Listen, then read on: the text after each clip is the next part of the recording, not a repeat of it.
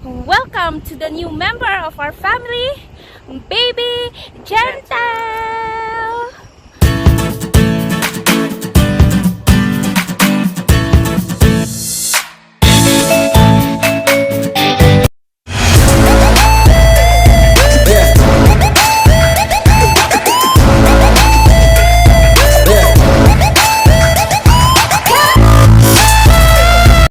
Hello mga bebes! Nandito na naman kami para gumawa ng panibagong vlog namin ng baby ko. Vlog namin ngayon is gusto lang namin i-share kung paano kami nakakuha ng sasakyan. Diba bebe? So, ngayon, actually matagal na namin tong pinlano ng baby ko.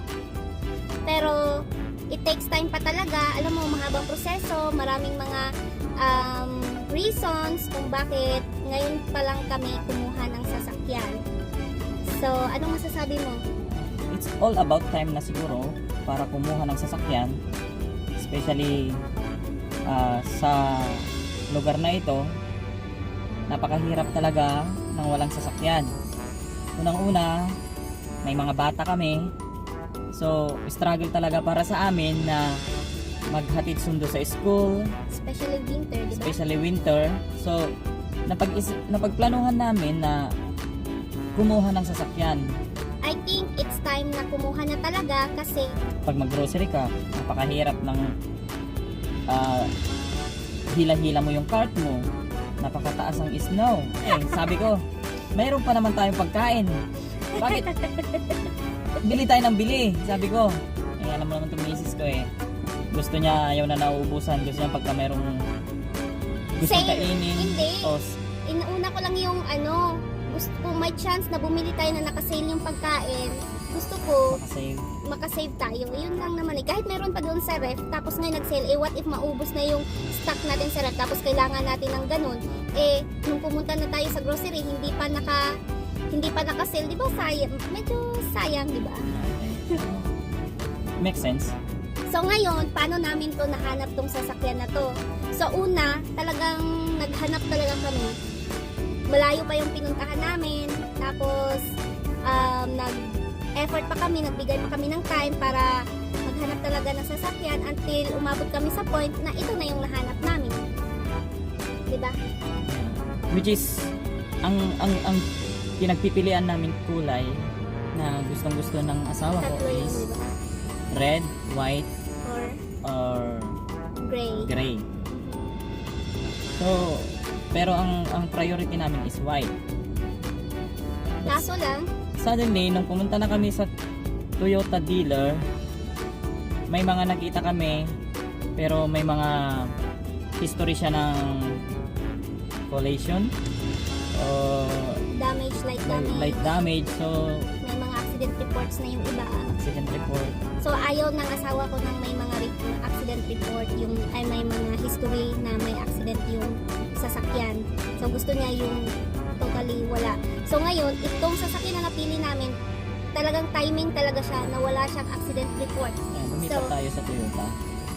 Yeah, lumipat tayo sa Toyota. So, yung gusto namin na sasakyan, hindi rin namin nakuha. Dahil ang gusto niya is white.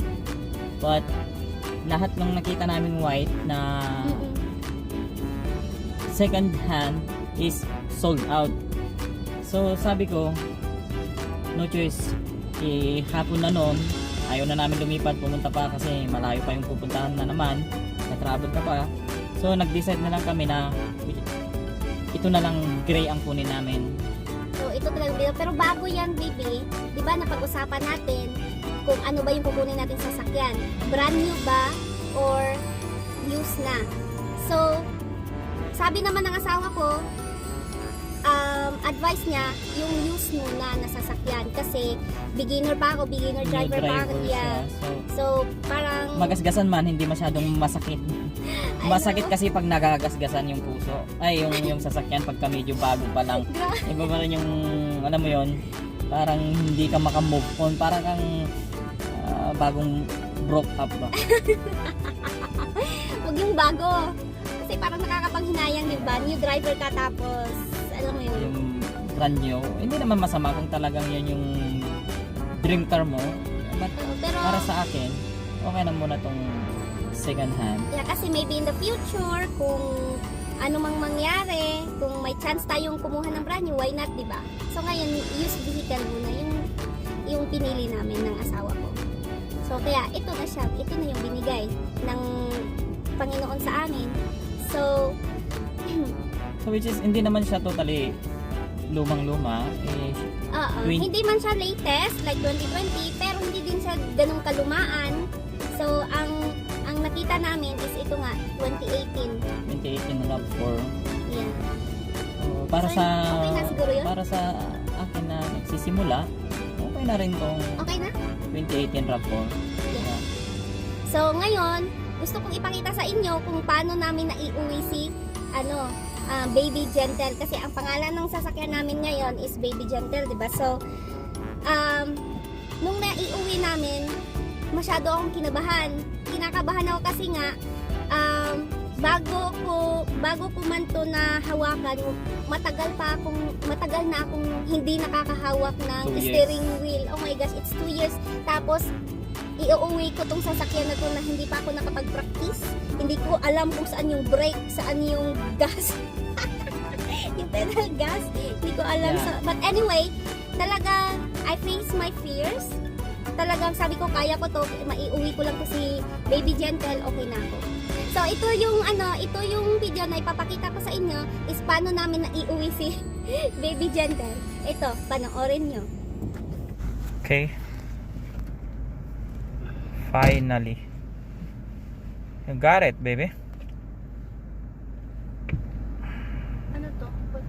Ano yun? Okay. Hello! Hello! Hello! Ito na po yung kauna-unahang sasakyan ni Stally. Hey! Hey, hey.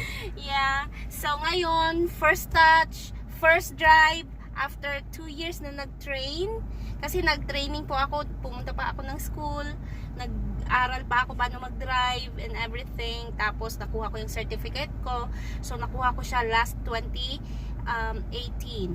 So now, nag-decide kami ng baby ko na kumuha ng sasakyan. So pinangalanan namin tong sasakyan namin ngayon na Baby Gentle. Yes. So arat na, let's go. Wait. Okay. Mag-turn doon dyan. Oops. Wait. Oh, shit. Okay, wait.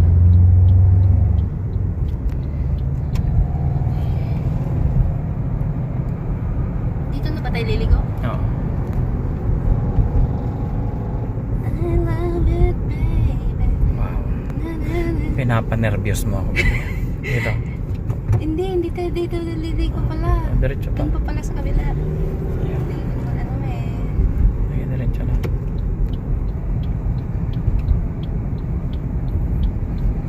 Basta maiuwi lang sasakyan, okay na ako. Kaway-kaway naman dyan. Hello. Pero actually kinakabahan ako. Iuuwi ko na yung Baby Gentle namin.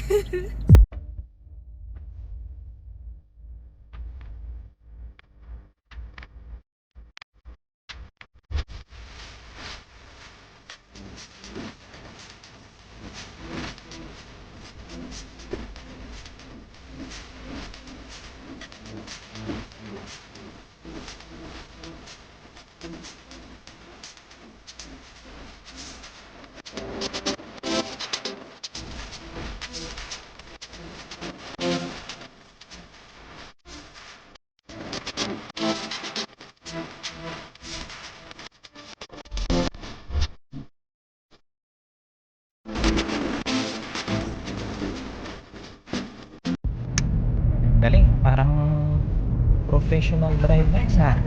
Oh. Nakapikit pa ha. Hindi naman.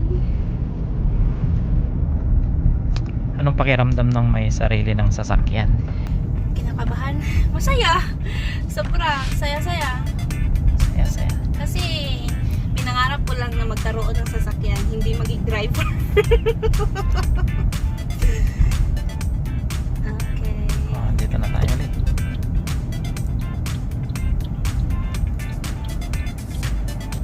Stop. And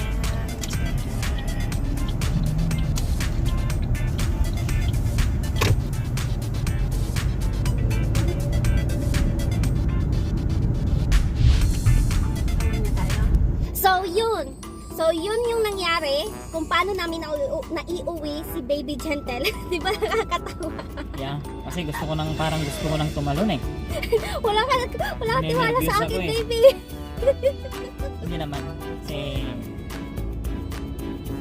nag-driver lessons ka naman kaya may tiwala pa rin naman ako. So, syempre, new driver, medyo may konting kaba. Ako nga yung nag-drive, kinabahan nga ako eh. Kaya hindi yan maiwasan. Na-experience ko rin naman yan. Kaya anong pakiramdam ngayon na may sasakyan? Siyempre, yung sinabi ko nga kanina, yung kinakabahan ako kasi kailangan ko pang kilalanin, kilatisin si Baby Gentle kung paano siya i-drive. Tsaka yung sarili ko rin, kinakabahan ako sa sarili ko kung iniisip ko kung kaya ko ba o hindi. Pero so far, nakayanan ko siya. So, masaya. Sabi ko kanina, masaya. Saya-saya, ganon. Kasi, nafe-feel ko na parang isa kasi sa mga pangarap ko na magkaroon ng sasakyan noon pa. Pinangarap ko na talagang magkaroon ng sasakyan. Kaya ngayon, nung na-achieve ko na siya, hindi ko in-expect na nagkaroon na pala ako ng sasakyan ngayon. Na ako pa yung naging driver, which is yung noon, pangarap ko lang is magkaroon ng sasakyan, pero hindi ako yung driver. Pero mas mabuti na pala sa akin na ngayon ko lang na-realize na mas okay pala na maging driver ka rin kasi alam mo yun, marami kang matutunan, nagiging brave ka. In case of emergency, hindi lang iisa yung marunong mag-drive. I know. Pwede ka rin mag-drive, hindi na yung asawa mo, partner mo. Kaya I'm so happy na nagkaroon ka na ng sasakyan. Tayo pala. Binigay naman to sa amin, kaya pag-ingatan. Sa part of blessings. But anyway, nang dahil dyan, dami ng kwento, gusto ko rin i-share na nag-order ako ng car accessories. O, diba? Excited lang ako, baby. Oh. So, nakita ko lang, natutuwa lang ako kasi gusto ko lang yung may mga protection yung car, like yung anti-theft steering wheel lock, tapos yung cover ng car seats cover and everything. Kaya ito, panoorin nyo.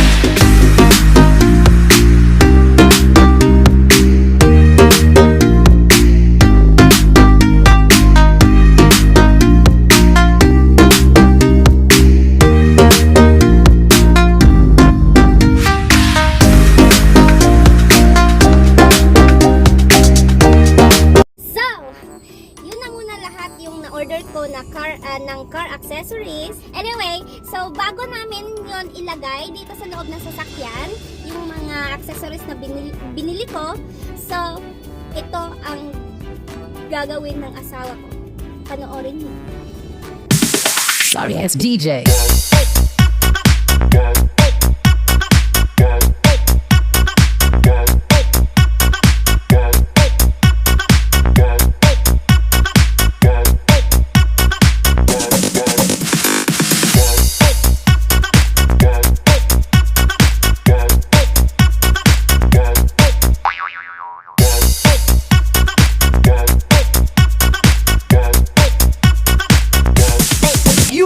so.